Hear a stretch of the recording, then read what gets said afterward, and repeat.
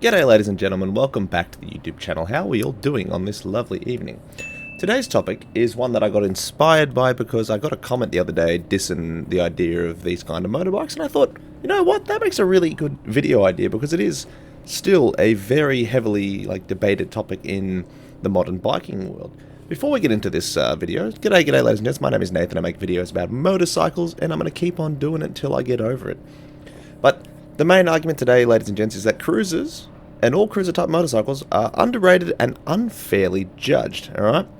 Now, the assumption is that just cruisers are slow and they're just, heavy and boring things, but while they are sort of true in the heavy and the slower thing, if you're riding it legally and your intention is to do stuff like that, they're completely capable motorcycles. As you saw in my most recent video test ride that I did of the Indian Chief, they're not terrible. Yes, they're slower than sports bikes, but remember, we're not talking about lap time machines. We're talking about bikes that are built for comfort. I mean, if you get yourself an Indian Scout, they're a lot faster than your average Harley or Indian Chief. If you get yourself a Ducati Diavel, those things will go faster than a lot of sports bikes to 100 kilometers an hour. So not all cruisers are built the same. There's obviously muscle cruisers like your V-Maxes, and then you got your more standard cruisers like your Street Bobs, your Indian Chiefs, M109Rs or C109Rs. They're all different things, but remember, cruisers are designed for comfort and torque as opposed to horsepower and top speed. So just getting that out of the way, they're not the same, and people who look at them, it's like trying to bring a tractor to a sports bike track, it's not designed for these things. They're completely different machines. Now, a lot of the time you'll see there's a lot of demonization between sports bike riders more so, and sometimes the naked riders. They often look down as the cruisers, being the older gentleman's motorcycle and not real bikes. And obviously this argument goes both ways. There's a lot of Harley boys and not that will say the same about sports bike riders. There's no point of having elitism in motorcycling. We're all riding two-wheeled things. Everyone puts the same risk every day, and it's just not worth it. Like, a lot of the time you hear you shouldn't buy a cruiser bike because they're quote-unquote gay or etc. like that, because I've been told this before, and when I used to work in the bakery, everyone used to bully me because I was the only one who bought a cruiser bike. I don't buy my bike because you don't like it. I don't care what bike you like. The kind of riding I do is dictated with the bike I want. The kind of bike I buy is dictated by the kind of riding I want to do, sorry. And if you don't like that kind of riding, I don't frankly care. I don't buy my cruisers because you like sports bikes.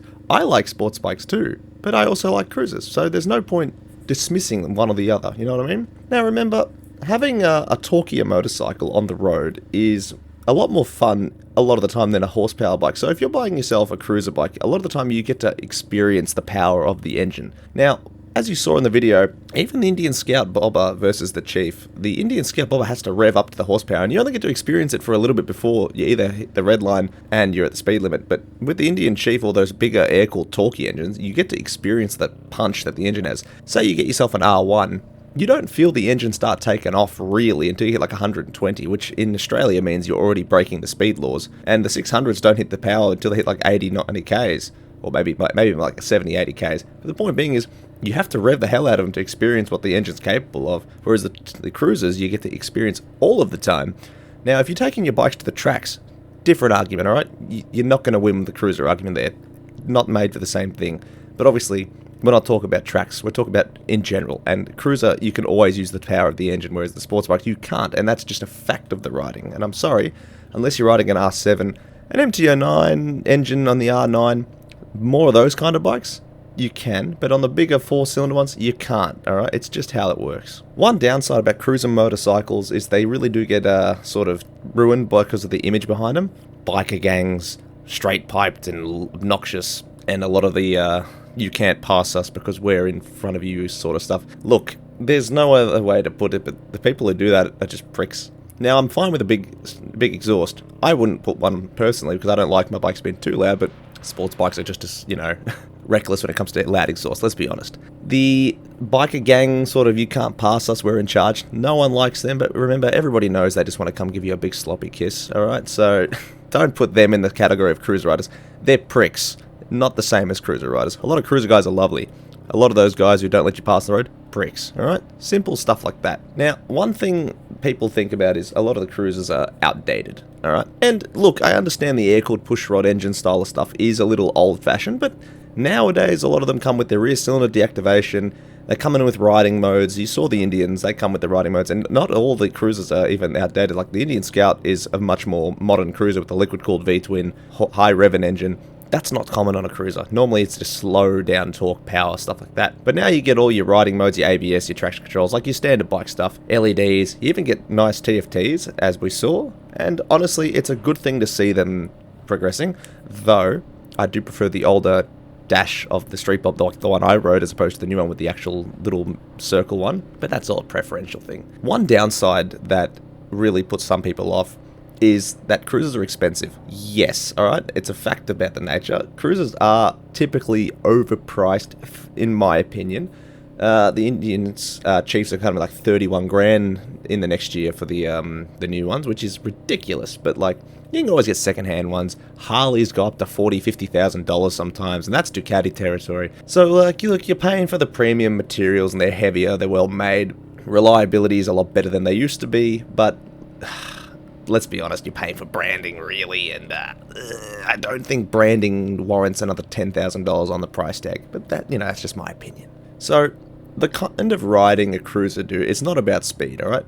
It's more about the experience, the vibe, the soul of the ride itself. So, you're not speeding everywhere, you're not knee downs around bends, it's about more of the actual experience, the journey of the riding, and not just the pure adrenaline of the riding, you know what I mean? So when you're going across the country, you have your cruiser, you're comfortable. Yes, you can do it on a sports bike, you will be sorer, but that's possible. I know of a lass in Melbourne who has a motorcycle gear store. She's done the whole country on a Jigsaw, so good on her. But cruisers are a lot more made for these things. They don't rev as high, they're just more smooth on those longer country roads. You get to really take in the scenery and just experience what's happening. And man, honestly, when you start doing stuff like this, it's just one of those beautiful parts of riding that lets you just take in more. So I enjoyed hitting twisties as much as the next person, don't get me wrong, but what I find myself doing now is when I go out to a more open valley areas, I just slowly ride around and take in the sights, and that's more so what the cruising is enjoyable for.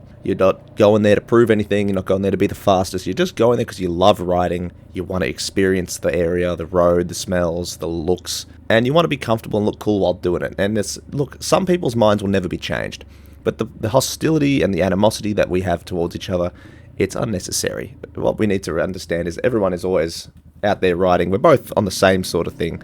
Some are faster, some are slower, everything in between. Some lean over, some don't. And you know what? This is fine. The idea is you have different things for different needs.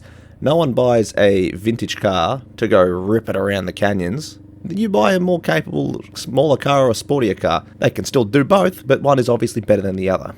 And cruisers are more about that slower, now don't get me wrong, some people go fast on them, but they're more about the slower, comfortable enjoyment as opposed to sending it a Mark Jesus everywhere. And there's nothing wrong with either or, okay? Now, a lot of the time we see a lot of the cruiser guys, there's a lot of big group rides. One thing you need to realize is a lot of the older generation cruiser groups, I'm very welcoming letting you guys come join. And if you're a bit more scared about doing your group rides because people might be a little bit more dangerous or doing wheelies and you're a bit scared about people doing stupid stuff, if you're doing it with cruiser groups, the chances of these things is not as high because no one's doing wheelies usually in cruiser groups. They can, but typically not so much. They're not caring about who goes fast. They're just caring about if they get to their destination, having a good time, drink a beer at the end, stuff like that. And it's a good thing for the community in the cruiser sense of things because bikers like having that community and that connection to each other. And being able to share that and just enjoying a nice ride somewhere, it's not the same on a sports bike as it is to a cruiser. You can get a similar sort of feeling with a naked bike, don't get me wrong, because naked bikes are a little bit more, they're torqueyer than the sports bikes, and they're much more comfortable. Whereas sports bikes, I'm telling you, I did a trip that was 4 hours long with my mates. I'm on the cruiser, one was on a naked, one was on a sports bike. I was uncomfortable at the end of it because the Rebel is not the greatest for comfort for long distance, but it was the most comfortable bike there, and the naked bike guy felt horrible, and the sports bike guy was crippled afterwards. So this is why there's different bikes for different things. You don't bring a Rebel 500 to go off-roading, although I've done it before and it did it fine, but that's not the first choice of bike, and you don't bring a Harley Davidson to the racetrack to hit the fastest lap time. So people are just trying to be hating for the sake of hating. It's just not the point, alright? They're different machines that need to be respected in their classes, okay? One's a heavyweight, one's a featherweight. Different things, alright? You don't fight them together. They do the same thing, Just some do things better than others. So, this is the point I'm trying to get across. Just enjoy your damn motorcycles and stop hating each other, alright? Everyone is risking their lives, and everyone's having a good time doing it. Until they don't. And then some people go out of their way to make it even worse, so it's a damn shame to see. But ladies and gentlemen, that is all I have time for today. I do hope you enjoy. Get down in the comments. Put your own thoughts and opinions in there. I won't be mad about them. I'm happy to discuss either side of the argument. But join the Discord. Hop in there. There's some nice people talking in there. Always a good time. But take it easy. Keep it cheesy. Have a wonderful time. Peace. Bye.